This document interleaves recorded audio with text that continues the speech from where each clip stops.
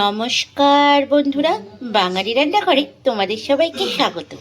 আজকে চলে এলাম একটা হালকা টিফিন নিয়ে আমার রান্নাঘরে।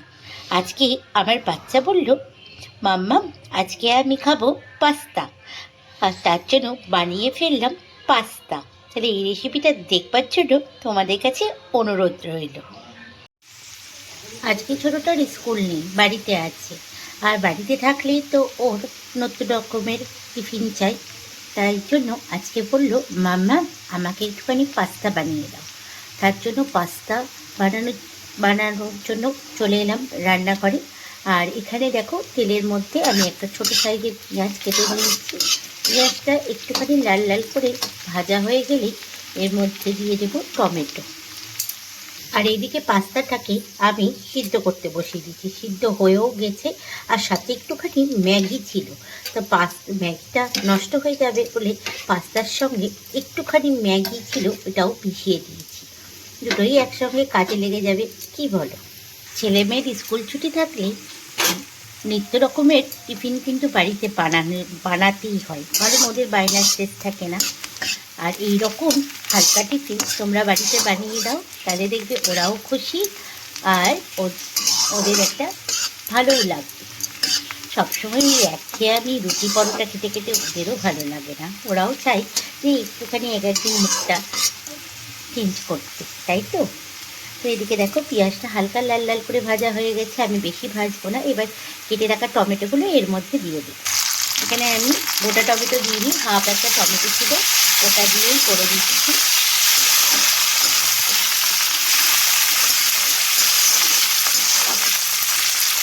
তো এদিকে হালকা করে টমেটো আর পেঁয়াজটা একটু ভাজা ভাজা হয়ে এসছে। এবার সিদ্ধ করা যে পাস্তাটা আর ম্যাগিটা ছিল ওর মধ্যে দিয়ে দিই। এবার একটু ভালো করে নাড়াচাড়া করবো।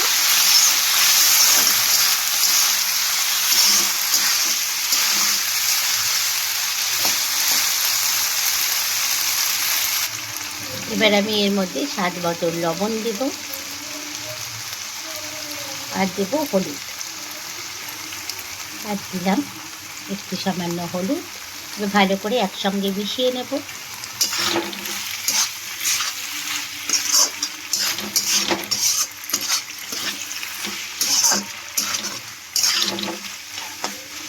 আমি এখানে অল্প একটুখানি ম্যাগি মশলা ইউজ করছি, কারণ আমার ছেলেরা একদমই ঝাল খেতে পারে না। তার জন্য আর ম্যাগি মশলাটাতে ঝাল থাকে, ওই কারণে এখানে অল্প একটু ম্যাগি মশলা ইউজ করছি। তোমরাও বাড়িতে যখন বাচ্চাকে দেবে অল্পই ম্যাগি মশলা ইউজ করবে। এখানে আমি এই ম্যাগি মশলাটা ইউজ করছি, অল্প সামান্য।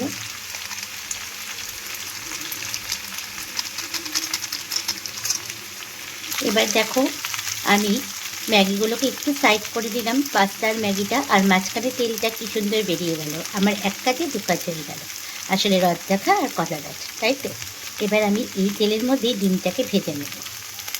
তো এইদিকে আমার এই তেলের মধ্যে ডিমটাকে আমি এইভাবে ভেজে নেব। তাহলে এক্সট্রা আর আলাদা করে ডিম ভাজটার জন্য তেলও লাগলো না, এই তেলের মধ্যেই ডিমটা ভাজা হয়ে গেল। তো দেখো, ডিমটা আবার ভাজা হয়ে গেল সুন্দরভাবে। এবার একসঙ্গে মিশিয়ে নেব।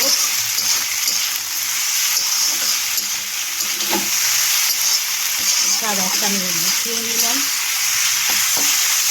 এবার আমি এর মধ্যে সয়া সস দেবো, তো সামান্য সয়া সস দিয়ে এবার ভালো করে একটু নেড়ে নেব।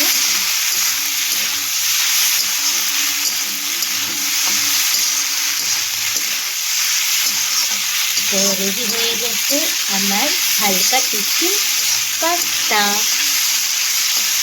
তো চলো এবার একটা পাত্রের মধ্যে সার্ভ করে নিই।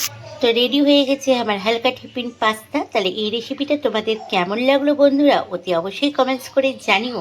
আর বাড়িতে ছোট ছোট বাচ্চা থাকলে এইভাবে চটজলদি টিফিন বানিয়ে দাও, ওরাও খুশি, তোমরাও খুশি। দেখা হচ্ছে আবার একটা নেক্সট ভিডিওতে তোমাদের সঙ্গে। সবাই ভালো থাকবে, সুস্থ থাকবে। আজকের মতো সবাইকে টাটা।